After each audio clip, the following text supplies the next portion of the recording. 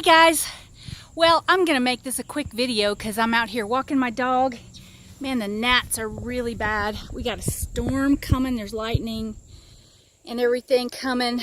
I'm out here at Sweetbriar College and I'm gonna do a quick video because something's really been on my mind and I want to share it with you all because I think it's really important for us going forward and all of us trying to grow our businesses. You know, we think a lot of times about, trying to bring people on, build our team, and put people around us that are going to be good for growth going forward. And so we're looking for people with the right skills and the right experience and the right energy and all that kind of stuff. And that's all really great, but, a lot of times you find out that deep down the motivations of that person aren't what you thought they were going to be, or somehow the visions aren't lining up together, and you're sorry, I'm swatting all these gnats. They're really bad. They keep getting in my eyes.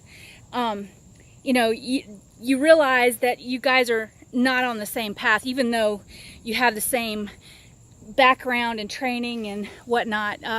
You're traveling down two different paths. So here's the thing, how do you find somebody that's right? Whoa, that was lightning big time. How do you find somebody that is the right fit for your goals, your vision, your team, and your why? Do they have to have the same why? Do they, what makes that person? So I've learned a lot from Ed Milet, Tony Robbins, and Jim Collins, some really awesome books. And what I've learned is that it boils down to a couple of things. You've got your basic, when you start out in something, you've got to acquire skills, you've got to learn the tasks, you got to pay a lot of attention, you've got to learn the process and how to talk to people and all that kind of stuff. That's level one. Level two is where you get competent enough to where you can do that stuff without much supervision. You can pretty much operate without thinking. It's kind of like if you use an example of driving. At first you got to really pay attention. Am I in between the lines? Am I going straight? Are my headlights on? Should they be on? All that kind of stuff you got to think about. And then level two is like, okay, you pretty much have the hang of it. You might need to use GPS for directions, but you can pretty much drive without having to think too much about it, about the mechanics of it. Level three is where you're now able to teach somebody else those skills. And so in that level, you start becoming more of a leader, more of a mentor, and sharing what you know to help others grow. And I think that, as I'm saying this, I'm thinking about different mentors. We should all be in all of those stages, right? We should all be always learning something new. We should always be learning from someone else that's better than us, bigger than us. Number three, we should be always teaching somebody else. So there's that. Level four, I'm gonna hurry because it's really starting to rain.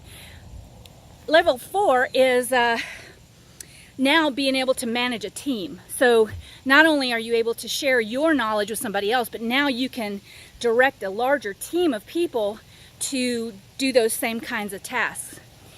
And level five is where we get to. Level five is where there's a clear delineation that makes these leaders really super special. And that delineation is that they don't care about their own visions. They care about the corporation's vision. They care about what's best for everyone, for the team collectively, which is super important because it's actually what distinguishes good companies from great companies. And so what you've got is a leader who is focused on making the whole system better, making the whole process better, making the whole organization better. And what does that take? And so, come on, buddy, we're gonna get in the car. Come on, baby.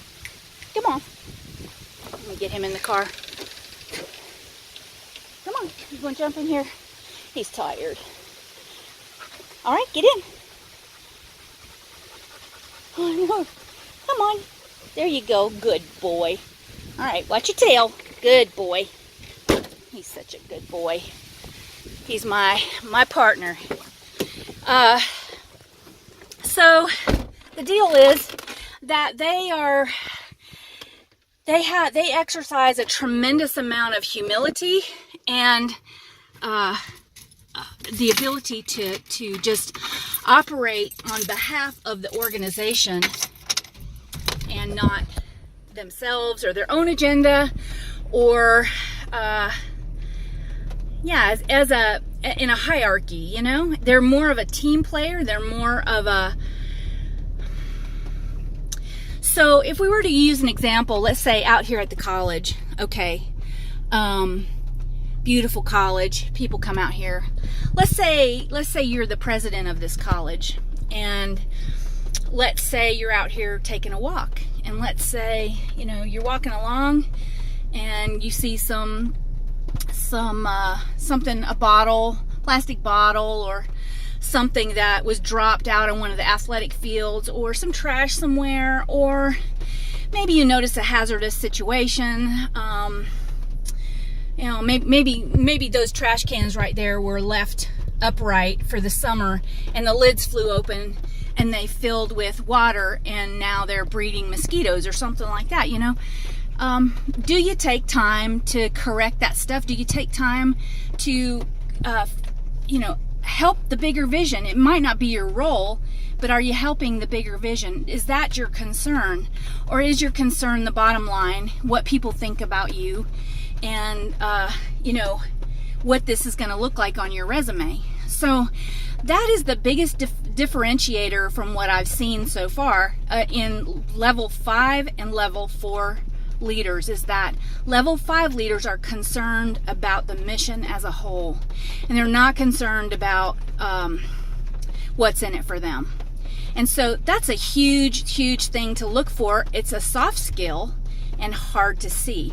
So hopefully in future videos I'll be sharing with you how you can kind of determine those when you're interviewing people or talking with people and looking for people to be on your team. All right, you guys, it's gonna storm here pretty good and I want to get home. We'll talk to you later. See ya.